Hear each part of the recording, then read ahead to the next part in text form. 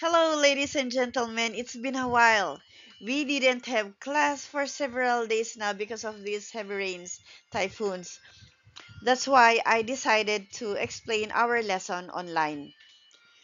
I guess this is our fourth lesson already: settings, processes, methods, and tools in counseling. And by the way, class, the topics that we're going to discuss in here, they did not come from me. I lifted them from the DepEd book DepEd issued book Discipline and Ideas in the Applied Social Sciences. And these are the authors: Rosalie T. Killicold, Jacqueline Marie L. Cowian, Cherish Eileen A. Brillion. And Cherish Eileen A. Brillion is also the editor of this book, right? Now, before we start with our lesson, I would just like to ask this question or imagine this scenario. Imagine you're building a dream counseling center for your school or community. What services would you offer, and how would you design the space to make people feel truly supported? So imagine yourself, you're already a counselor, and you're going to build a counseling office to help the community. Okay, so what kind of office are you going to what is the design of your office? And what kind of services are you going to give? Okay, so I'm going to uh, park this question for you to ponder on. Okay, so after this lesson, please answer this question and tell me your answer when we see each other. And I ask this question because this will be our lesson objective.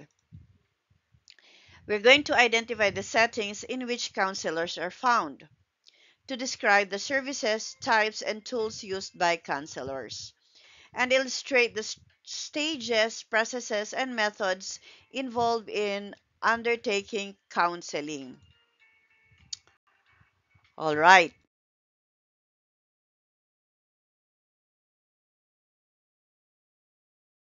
let's start with the first objective, which is settings in which counselors are. The first one is schools and educational facilities. School or guidance counselors help students from elementary to college deal with their personal and educational issues or concern. I think you also experience this, that sometimes academic activities are difficult to handle. Sometimes they are overwhelming. Like, for example, sabay-sabay yung binibigay na activities, sabay-sabay yung binibigay na homework, or sabay-sabay yung mga quizzes. So, sometimes they are overwhelming. And others, they can handle it, others, they cannot. Because these students, they also have their own problems on top of the rigors of education, of their on top of the uh, academic responsibilities that they have to face, and also they have their own personal responsibilities or personal issues.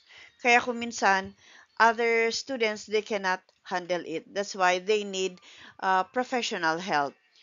And it also mentioned here elementary. Sa mga bata, sa tingin niyo ba, may mga problema na yung mga yan na matindi? Okay, if you had a happy childhood and until now, you are so lucky. However, there are some children, young as they are, they already experience trauma, stress in their life, and they need professional help. Okay, then we also have human resources department, or commonly known as HR. Then counselors can also work in companies, human resources department. career counselors can help employees make career choices and decisions. Okay, in this case, the clients are already adults. So, adults na sila, kailangan pa nila ng counselors, kailangan pa nila ng professional help. Definitely, they need help also. Because sometimes, these adults, same as you are, they are also endowed with emotions. And may mga problema din sila. That's why they also need somebody to guide them. Okay. And in companies, usually the problem is, or the help that the HR can give are the career choices or decisions. Because there are some workers or employees who are not maximizing their talents. Na marami silang potentials, kaya lang they are not aware of it. So, these counselors will help them discover and be aware of their skills, their talents, para um, magamit nila or maximize these talents or magamit nila ng husto. Okay? Kasi sayang naman yung talent mo, your skills mo, yung katalinuhan mo kung hindi mo nagagamit ng maayos. Okay? And then we have also private clinics. So counselors can also choose to have their own private clinic where they can help accept clients.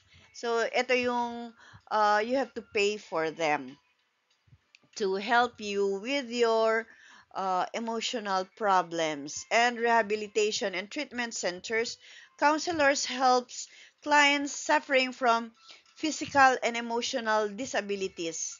They help clients have a healthy family, work, and social life. Okay, let's start with um, physical disabilities. Ano yung mga to? Because there are some clients who are like victims of polio. Kaya, di ba yung mga nagkaroon ng polio, hindi makalakad ng husto because there will be impairment in their legs. Kaya, and even if they have these disabilities, they also have to go through academic activities. For example, sa PE, na syempre gusto rin nilang tumakbo katulad ng iba, but then they cannot. Okay? So, they have some limitations. Kaya, nagkakaroon sila ng uh, bumababa ang kanilang self-esteem or bumababa ang kanilang moral.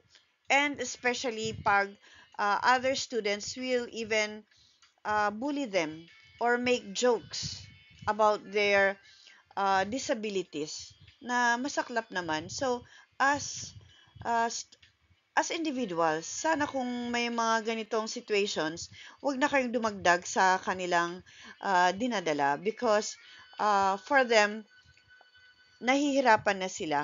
Wag nyo nang dagdagan. And the other one here is emotional disabilities. What are these emotional disabilities? And this can be referred to as emotional disorders or behaviors these are conditions that significantly affect a person's mood, a person's thinking and behavior, leading to difficulties in daily functioning and relationships.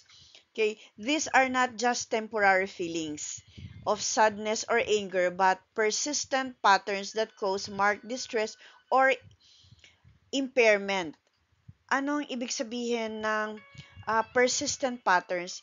Ibig sabihin, these emotional disabilities, hindi lang yung pansamantalang kalungkutan or anxiety, kundi tuloy-tuloy. Yung um, they have it for a long time na it they have this incessant feeling of sadness that it already affects their behavior. Their it affects also their relationship with others. Or for example, meron silang galit sa mundo. So hindi lang yung pansamantalang galit, kundi lahat na lang lagi silang galit. So, syempre, pag laging galit yung isang tao, sa tingin mo ba magkakaroon ng magandang relationship with other people? Definitely not. So, these are the people who also need professional help in order to be also act normally, feel happier. Kasi kung lagi kang malungkot, lagi kang galit, parang hindi yata maganda. Okay, so these are what these rehabilitation and treatment centers cater to. Okay, and then the next one, medyo mahaba-haba. Substance abuse treatment facilities. What do these facilities cater to? And counselors in these facilities help clients overcome different kinds of addictions such as drugs or illegal substances, alcohol, gambling, among others. Kung addicted ka sa drugs, alcohol, and gambling, do you think you can function normally? Especially if you're addicted with drugs. I don't think you can really think normally or think like other people or have sound decisions in life. And also when you're addicted with alcohol, baka papasok ka pa sa school na nakainom. Okay? Or gambling. Baka yung imbes na pangkain nyo na, sinusugal mo pa. That's why these people, they need help to overcome these weaknesses. And it mentioned here illegal substances, alcohol, and gambling. I hope hindi kasama dito ang social media addiction, online games, addiction with online games. I know most of you are have indulged in this. You are fond of the social media, lagi kayong nasa social media, and also indulge in online games. But I hope it will not lead to addiction. Okay? Kasi walang magandang maidudulot sa inyo. Baka imbes na mag-review kayo, social media. Imbes na gawin yung homework, online games. So, imbes na matulog, hindi pa natutulog, napupuyat dahil sa nasa phone. Okay, so sana hindi naman. And then the sixth is mental health institutions and hospitals. And counselors in here help individuals recover from mental and emotional disorders and issues such as depression, anxiety, stress, trauma, and self-esteem, among others. Among others, ibig sabihin, ito lang, there are also others. Ito lang yung mga nabanggit, but there are also others. Okay? Usually, people will say, depressed ako. But sometimes, it is taken out of context. When you are really clinically depressed, the real depression, you cannot function properly. Hindi ka makakain kasi sobrang kalungkutan. Ayaw mong makipaghalubilo sa iba or hindi ka makatulog. So, when you are depressed, it really affects your normal activities. That's why definitely you need help. Okay. We also have here anxiety, stress, and low self-esteem. Sino sa inyo ang hindi pa nakaranas ng anxiety or stress or low self-esteem?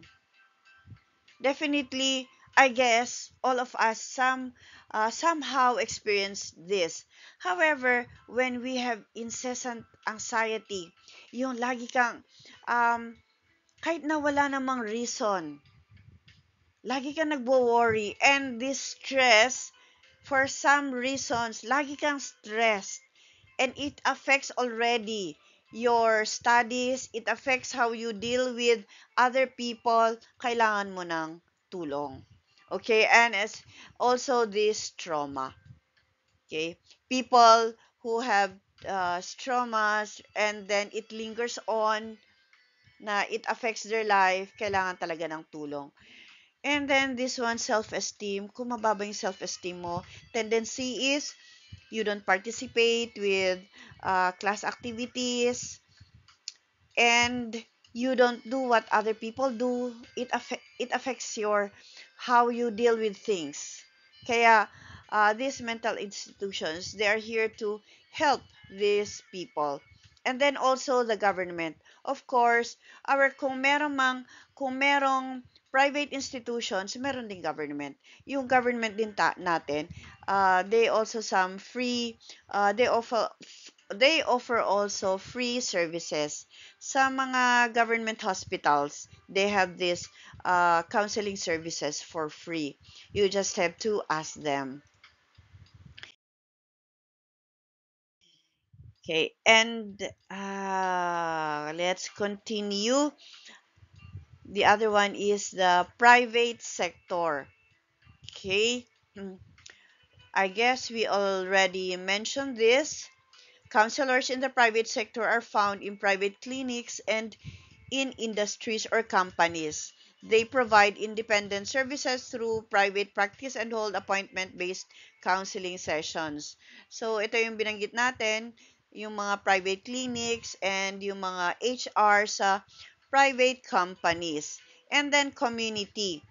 Community counselors who are in the community practice setting deal with a range of clients, namely children, adolescents, adults, families, and special groups such as women, poor people, people with disabilities, clients from different ethno-linguistic groups, and disaster survivors, among others. Okay. Example nito is ngayong may bagyo, so definitely there are people who are very much affected. Okay? Yung nawash out yung bahay and flooded pa yung kanilang community until now, so they are in maybe shelters.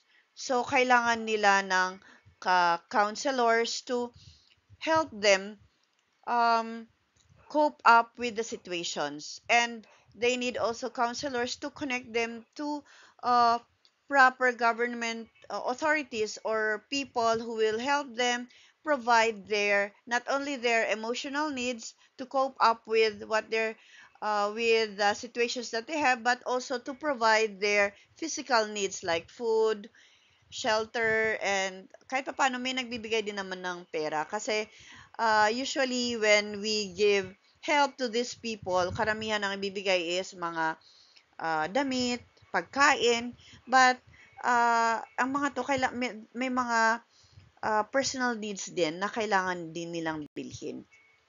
Okay, so these are what these community counselors can provide. Okay, so up to this point, do you have any questions? If you have questions, uh, take note of them and we're going to discuss them in class.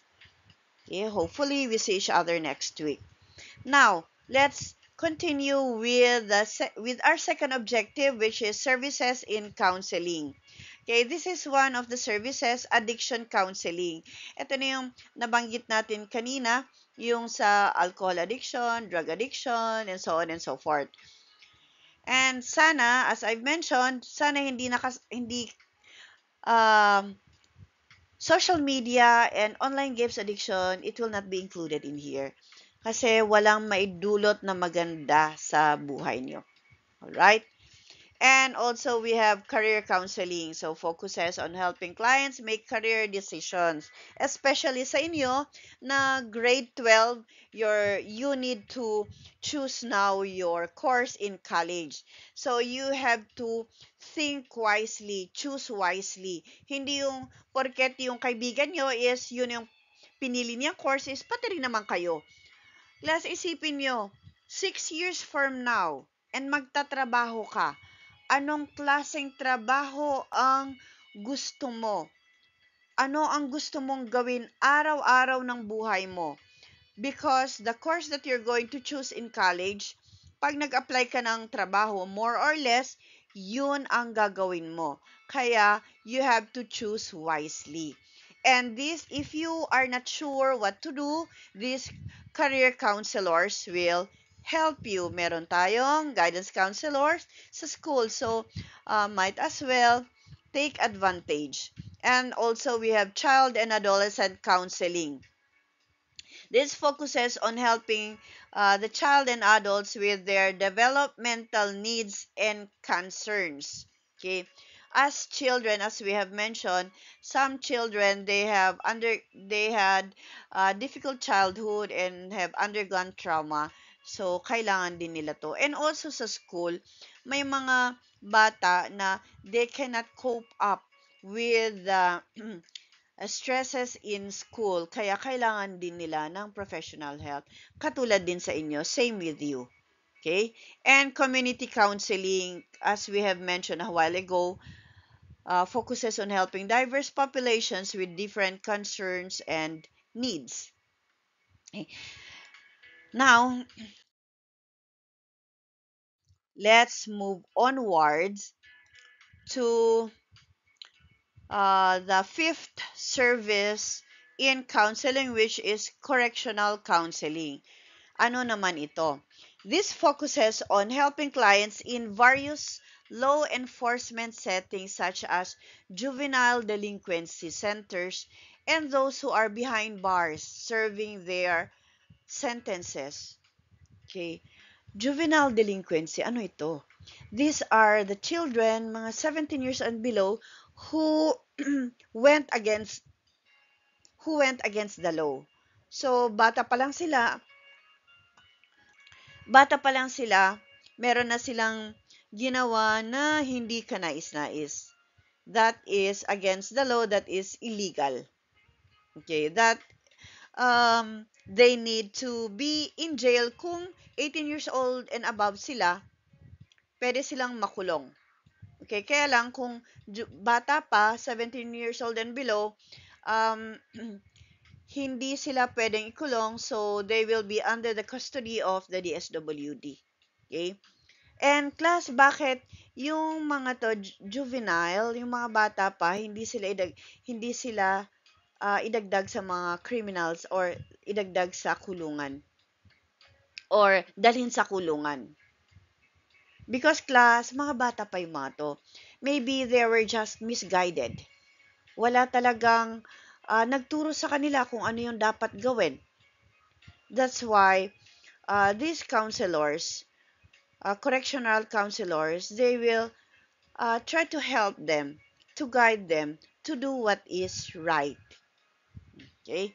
And we also have couples and family counseling. Couples, ibig sabihin, yung mga mag-asawa, or pwede rin mag-boyfriend, girlfriends, and na kailangan din nila ng tulong para hindi ma-solve ang kanilang problems and they will not end up separating. Okay? And same with families. Dito kasi sa atin, as a family, kuminsan, I guess this is not popular in our country. Kasi sa atin, pag merong pumunta sa psychologist or counseling, iisipin ng neighbors na, uy, ano kaya meron? Baka, ayun, magiging machismis tayo sa barangay. Kaya, usually, among families, they tend to keep their problem within themselves. And kung medyo sumabog yung problema, doon palang magugulat yung mga neighbors, magugulat yung mga kaibigan. Pero, supposedly, dapat, as a family din, we go to counseling. Baka naman, matulungan tayo ng counselor. Our problems will be seen by in another perspective, in a counselor's perspective, and matulungan tayo. Okay? And then we also have crisis counseling. Crisis counseling, ano naman to? So, crisis counseling focuses, or crisis counselors focuses on aiding individuals and groups experiencing crisis situations that hinder them to function in their everyday lives. For example, okay, let's give more explanation with this. And this is also known as crisis intervention.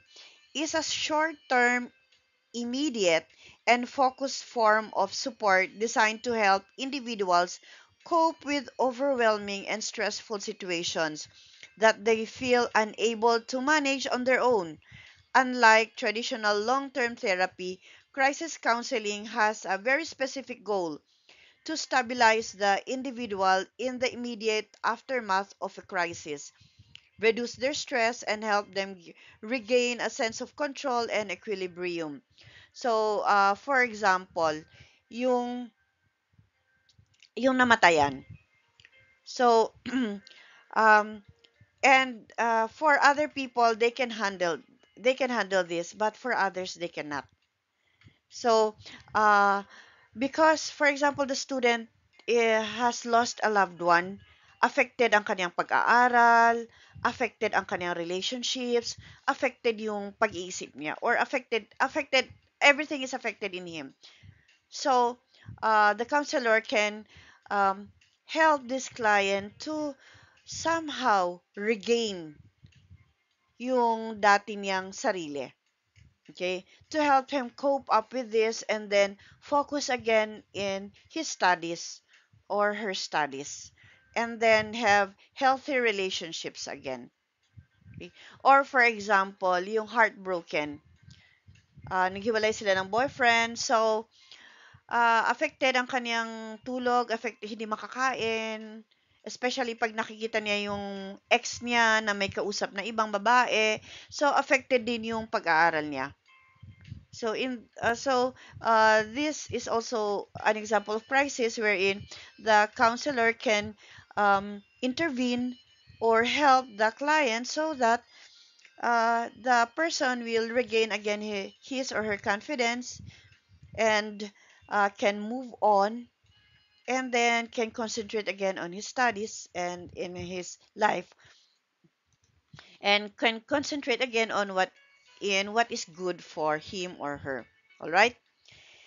And then we have employment counseling. Focuses on assisting clients in finding a specific job that also includes the client's personal and social concerns. Okay. Dito, tutulungan niya yung client na makahanap ng trabaho that is fit for him or nababagay sa kanya. And nababagay bagay also sa kakayanan niya, emotionally and mentally. And by the way, class, employment counseling, this is interchangeably called also uh, as career counseling. So, an example of this is, let's say, Maria, who has just finished uh, a marketing degree. And then she becomes overwhelmed, stressed because uh, nag nagbigay siya ng maraming resume sa mga companies. Well, konti lang yung nag-respond. Yung mga nag-respond naman ay hindi siya tinanggap after some interview and after some exams. So, um, the career counselor or employment counselor can help him assess ano ba yung mga strengths niya, ano yung mga interest niya, mga values niya, and yung mga skills. And then, they will also um, check the resume, gives feedback sa kanyang resume or cover letter. And the counselor will help him in his um, job search strategy. Maybe you can use some online platforms, mga ganon. Or let's go to Dole. And then the counselor will also help him in preparing for the interview.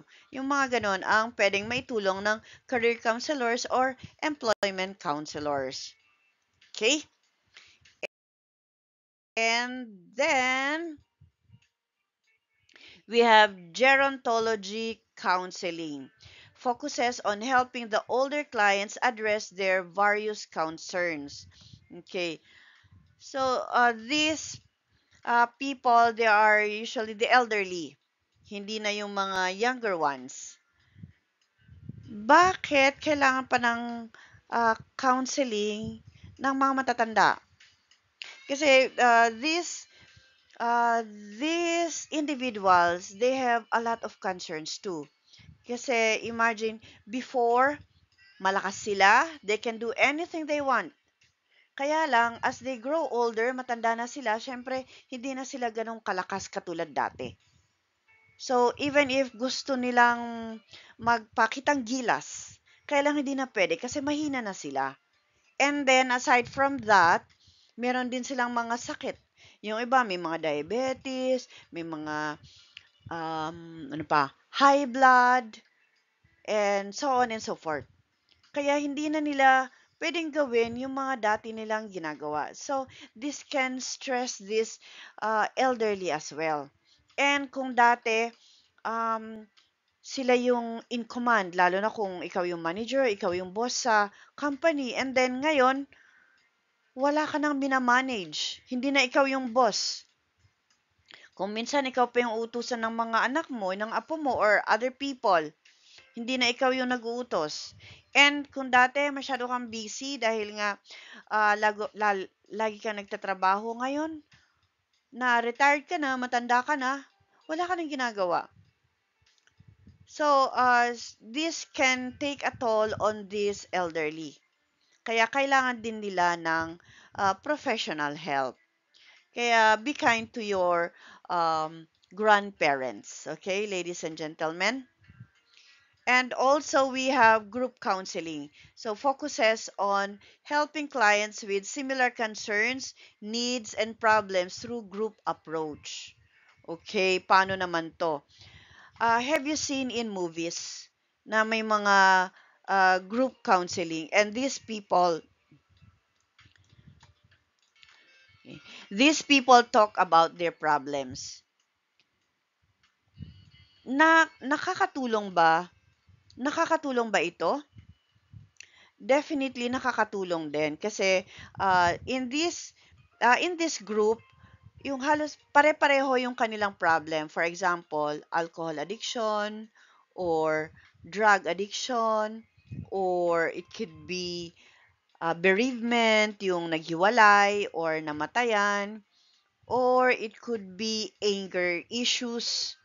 So, these people can learn from each other, or they can help each other cope up with the emotional problems that, or the addiction or the problem that they have. Kaya nakakatulong din yung group counseling. Although hindi sa lahat ng panahon. There are times when individual counseling is more preferred. Okay.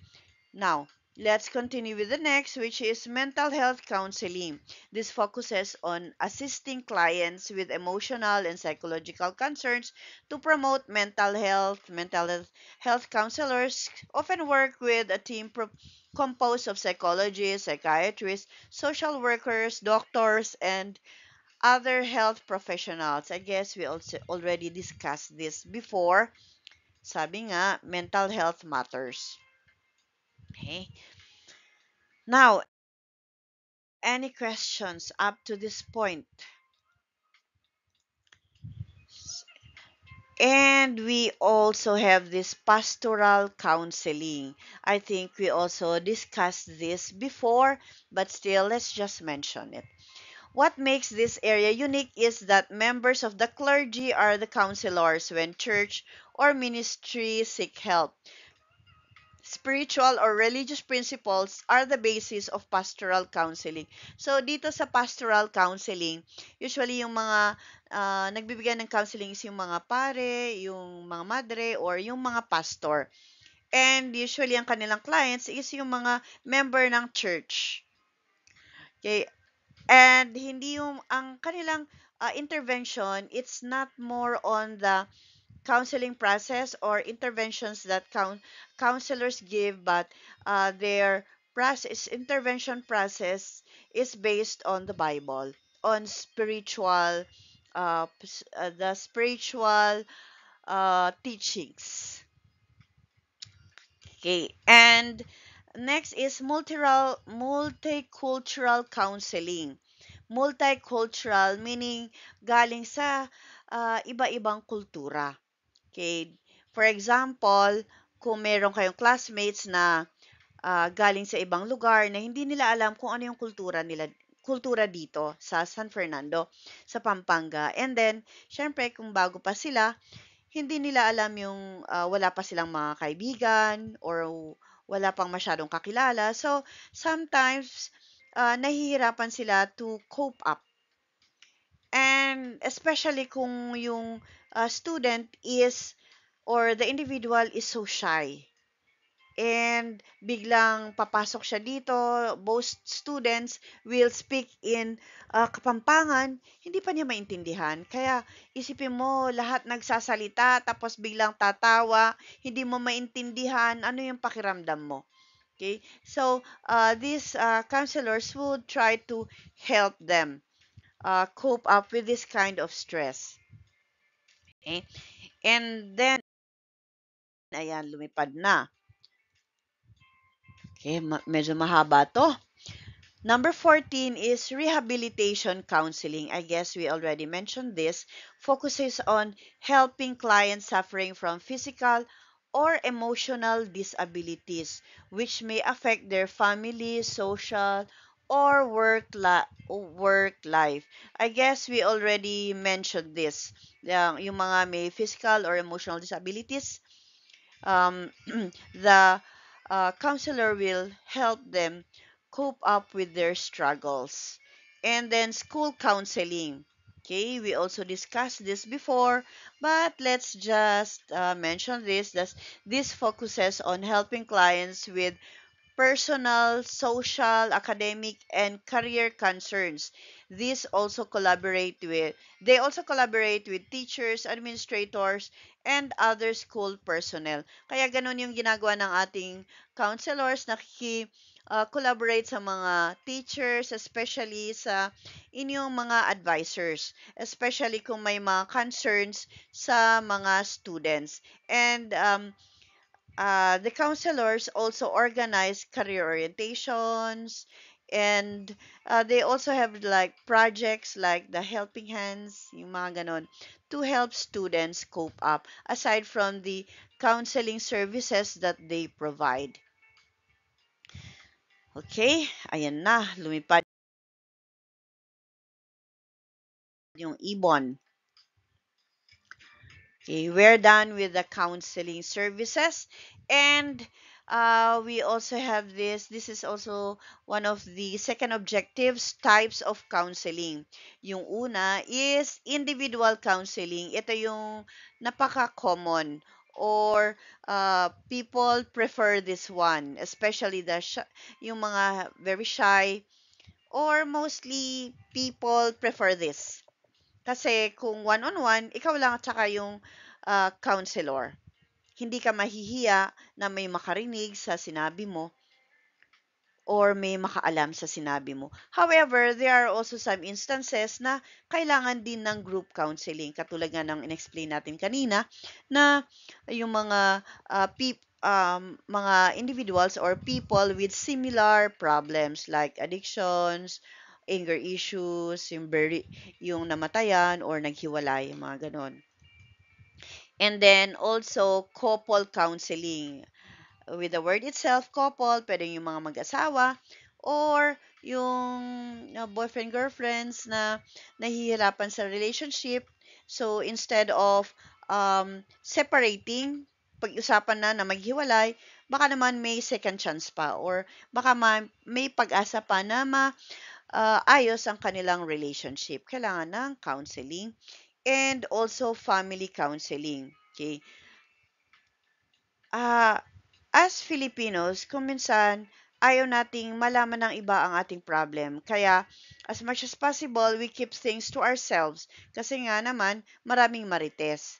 Kaya lang, it would be very helpful if we seek help as a family. Kasi baka ang problem ng anak is because of the parents, or problem ng kapatid is because of the parents and yung kapatid, yung mga ganun. Or problem din ng anak is it also involves the children.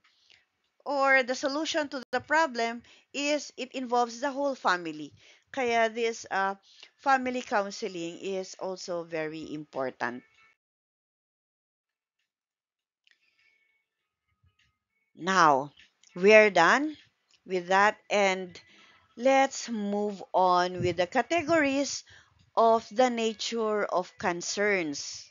Okay, nature of concerns kasi iba-iba ang nature of concerns, kaya lang more or less ito ay nabanggit na rin natin sa mga previous topics and previous lessons. First is the personal social counseling. Focuses on personal concerns and concerns related to the client's relationship with others. Ito yung nabanggit natin, may mga personal problems natin. So we go on counseling, and sometimes because of our problems, our relationship with other people or is also affected. And then we cannot handle this on our own, so kailangan natin ng counselor. And also academic educational counseling, we also discussed this. This is also called school counseling na na-discuss naman natin kanina. And then career, vocational, occupational counseling. We also discussed this in employment counseling and career counseling. O, di ba? Mabilis lang tayo. We are already in the most important part of our lesson, which is the stages in counseling. Okay. The first one is the relationship building. Rapport between counselors and clients should be built. Anong ibig sabihin ng rapport? It means you're going to the counselor should build a very comfortable relationship, or a relationship wherein the client will feel safe. Na lahat ng sasabihin niya is hindi lalabas, and it will be safeguarded. Okay, that is very important. The counselor should get the trust of the client. And counselors manifest the core conditions. In order to build a good relationship, kailangan may mga conditions na to. The counselor should have empathy. We already discussed this. It means the counselor should put himself or herself in the shoes of the client.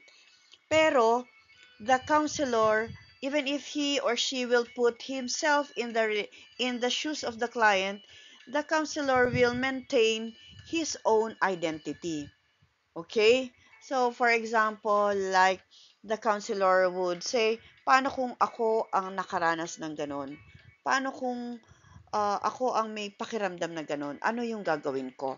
Hindi yung naki-empathize ka, and then nakisympathize ka, nakawawa ka naman.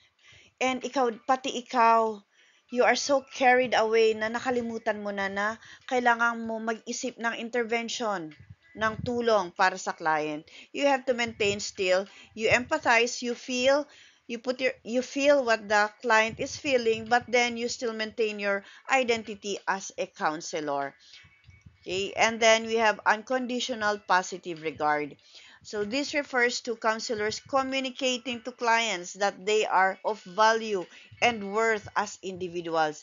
Ibig sabihin, the counselor will make the client feel that he or she is important and he or she is valued as an individual. Okay?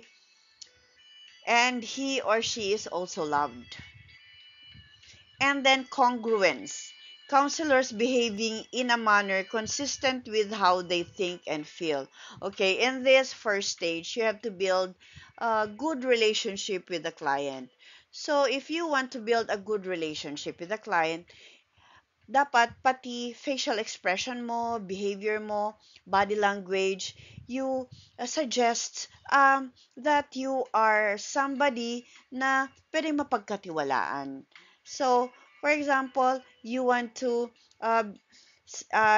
to get the trust of the client, kailangan maging friendly yung mukha mo. Hindi yung nakasimangot or nakakunot noo. Okay? And you show that you are focused on the interest of the client. All right? And then Other authors have proposed additional core conditions such as respect. Napaka-importante nito.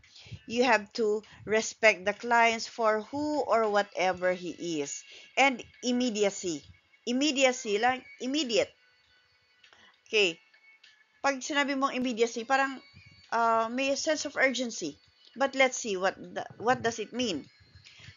This refers to counselors and clients focusing on what is happening in the present, specifically during the sessions.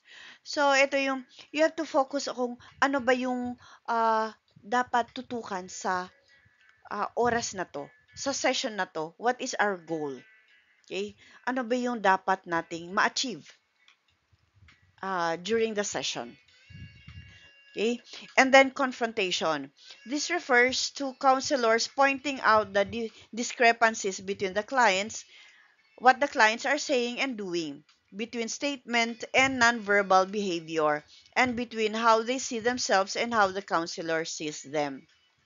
Okay.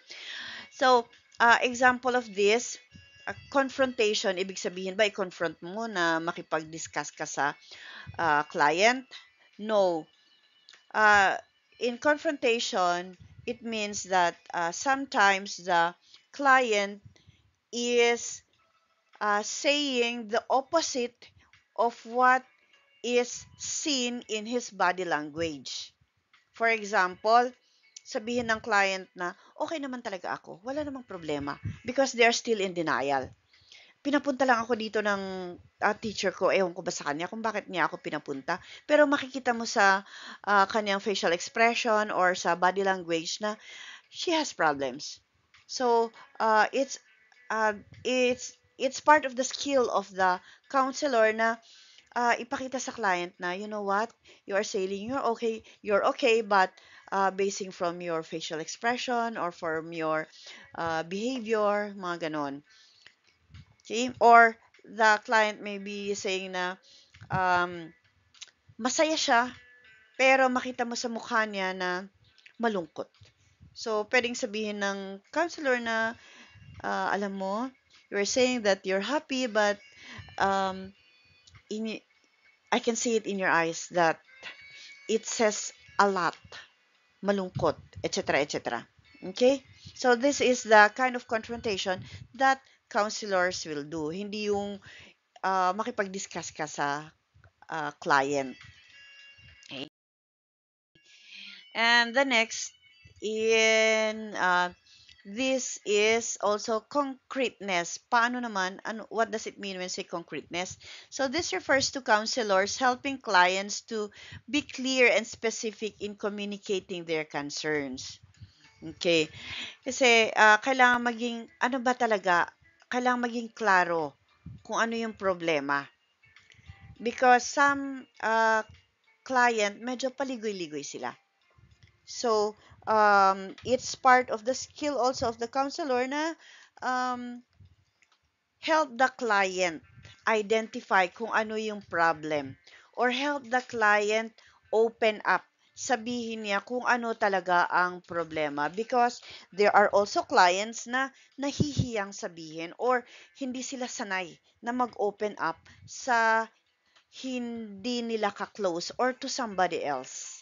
Okay, so, yun, kailangan tulungan din sila ng counselor and also self-disclosure. Self-disclosure meaning counselors also share information about themselves that are appropriate to the counseling process. Not that they can dominate the interaction, but to offer insight to or to encourage self-disclosure in the client.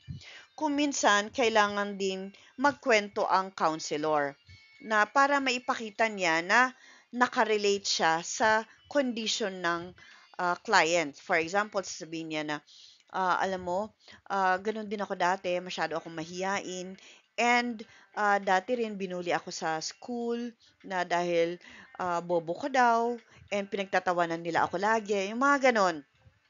Para lang makuha niya yung interest ng uh, client and for the client also to disclose or mag-open up din. Okay? But it doesn't mean to say na yung counselor yung magdo-dominate ng conversation. Dapat yung counsel client pa rin. Ang mag-guide, the counselor is there to just guide and bring out what is inside of the client para matulungan niya. Okay? And then we have assessment. Okay. This is very crucial also in the counseling session because when in assessment during this stage, counselors gain an in-depth understanding of their clients through assessment. And this can be done by standardized and non-standardized means. Standardized or non-standardized, ibig sabihin, kailangan niya ng mga standardized methods or standardized psychological tests. Okay, in order for the counselor to, for example, kunin niya yung IQ, kung for example, yung client, hindi pa niya alam kung ano ang kanyang kukunin sa college, so kailangan niya bigyan ng IQ test, interest test, personality test, para makita kung ano yung mga interest niya, ano yung mga skills niya, ano yung mga strengths and weaknesses niya, and kung ano yung IQ niya. Okay? These standardized methods, um, they use standardized techniques or psychological tests that have gone through a lot of research, validation, and also have gone through reliability test para ma-measure nila talaga kung ano yung mini-measure. Okay? And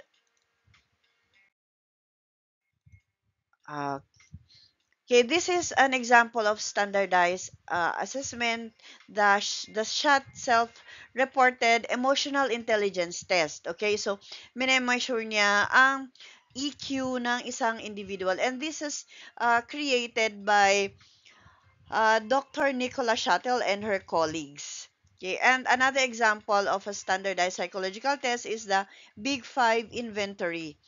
And this is created or done by Oliver John and Donahe and Ruth Kentel. Okay. These are just example that these psychological tests, they have gone through um, a lot of research, reliability and validity. Kaya hindi ka basta-basta pwedeng gumawa ng mga psychological test. And these are the things that psychologists or counselors use to know your IQ or to know your level of emotional intelligence or para makita rin yung stress level mo or yung anxiety level or mental health. Okay? Kaya kung minsan, sasabihin, other people, they will say na, oy, psychologist ka, sige nga, basahin mo kung ano iniisip ko. It's not that. Kaya alam ng mga psychologists or counselors yung IQ mo or yung mental health mo because of this, the result of these psychological tests. And they also use non-standardized methods. And these include interviews, observations, anecdotal records, and case studies. Anyway, we're going to talk about this later. And counselors use the information gathered from the clients in goal setting and planning intervention strategies needed in counseling. So lahat ng nakuha nila from stage 1 and stage 2, gamitin ng counselor ito for planning the intervention strategies. Okay. And then the next stage is formulation of goals. Goal setting is very important as well. And the goal should be a shared task and responsibility of counselors and client. Kailangang pag-usapan ng counselor and client kung, for example, today, ang gagawin natin is we're going to identify what is bothering you. Okay? So, for this task, this goal cannot only be accomplished by the counselor. Kasi hindi niya malalaman kung ano yung problem ng client or what's bothering the client if the client will not help the counselor kung hindi rin siya mag-o-open up. That's why it says that it's a shared task and responsibility of counselors and clients. Okay, and counseling goals can be categorized as process goals and outcome goals. Outcome goals are the intended results of counseling. Ano yung magiging result after this session? And these are generally what the clients expect to accomplish after counseling.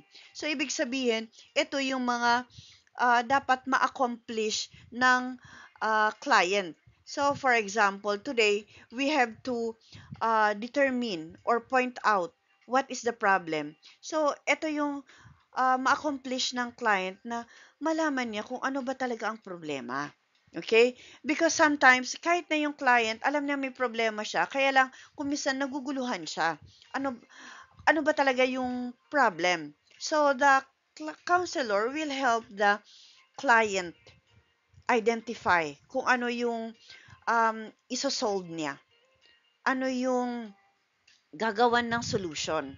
Okay? And then the process goals, on the other hand, refer to the planned events by the counselor for achieving the outcome goals. Ito na yung mga intervention strategies. After na ma-identify yung problem, yung counselor naman will have these process goals. Ito yung mga strategies na kailangan nating gawin. Okay? So, in this case, kailangan pa rin ng tulong ng ng client because it's not the counselor who's going to implement these strategies. Kasi yung client, tutulungan lang siya ng counselor because these are the intervention strategies already na kailangan gawin ng client. In short, the client has to help himself or herself. And then the in stage 4, intervention and problem solving. So it means the client will already implement the process goals, yung mga pinag-usapan na strategies. So intervention, this is already the method of solving the problem. And then goals, once goals have been formulated, counselors and clients work on defining intervention strategies to implement. Tulad ng sinabi natin kanina, and it is advantageous for clients to be involved in the selection of intervention by to be implemented. As we have discussed before, the clients must be involved in choosing the kind of intervention. Okay, hindi yung counselor. And counselors explain the possible intervention available. Ito yung we have mentioned before that the counselor will give the choices, the intervention available, and the counselor has to explain these are the possible risks, these are the possible things that can happen, or the possible consequences. But of course, the counselor will also explain the benefits that the client will have if they're going to uh, implement these interventions, and also how long will this intervention take and yung mga cost. And then when clients have chosen their courses of action, these are then implemented. So pag pinili niya kung ano yung the client decided or chose an intervention, the counselor will monitor. Tulungan niya yung client. Hindi yung, o ikaw pinilim na yan ha, bahala ka na. Of course, the counselor will keep on monitoring. Okay? Kaya may mga uh, follow-up sessions also. And then yung termination and follow-up. Counseling can be terminated when clients can navigate through their difficulties on their own. Ibig sabihin, kung kaya na ng client to decide on his own or to solve his problems on his own. Okay? And then counselors and clients agree on the termination date. Sa termination, kailangan alam din ng client kung kailan and yung date ng termination. So, maybe next next meeting or next session, siguro after that, pwede na nating i-terminate. But let's see kung ano yung progress. For example, explain ng counselor na let's see your progress during our next session. Kung na-accomplish mo na yung mga pinag-usapan natin na ma-accomplish mo, o pwede nang i-terminate. And then, after the counseling relationship with the client has been terminated, counselors can arrange follow-up sessions. Kailangan pa rin, kahit na terminated na yung session, kailangan pa rin i-follow up. Kasi baka feeling ng client is okay na, kaya na niya. What if he or she is faced again with things that gave him trauma or things that gave him anxiety and depression? Kung if he is faced or she is faced again with all those events or activities, baka na naman babalik. Kaya, kung minsan kailangan pa rin ng follow-up kasi baka feeling lang ng client na kaya niya pero hindi pala. Okay? And then we have research and evaluation. Okay? So, kailangan pa rin yung mga research, 'di ba, nag-research din kayo you have your research in research 1, research 2. So alam niyo naman 'to na kailangan 'to para makita kung effective ba yung isang process or isang strategy. And evaluation din. Evaluation parang yung exam niyo, kailangan ng evaluation. And counselors, kailangan din nilang i-evaluate yung mga uh, process nila, yung kanilang interventions na ginagamit kung uh, or ini-implement kung tama ba or hindi. And this research and evaluation, this will help to improve also the counselor's practices and or counseling program and ensure accountability. Mhm. Now, we have these tools in counseling. In counseling, yung pag sa mga doktor, meron silang stethoscope, meron silang ano pa yung mga tools ng ah, doctors para makita kung mataas yung may mga test sila para makita kung mataas ang blood pressure mo or mataas yung um, or yung meron kang lagnat, yung mga ganon.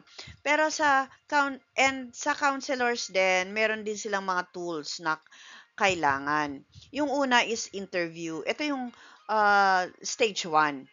Kailangan mong, in order to establish rapport and para malaman kung ano yung problem ng client, kailangan mong interviewin yung client.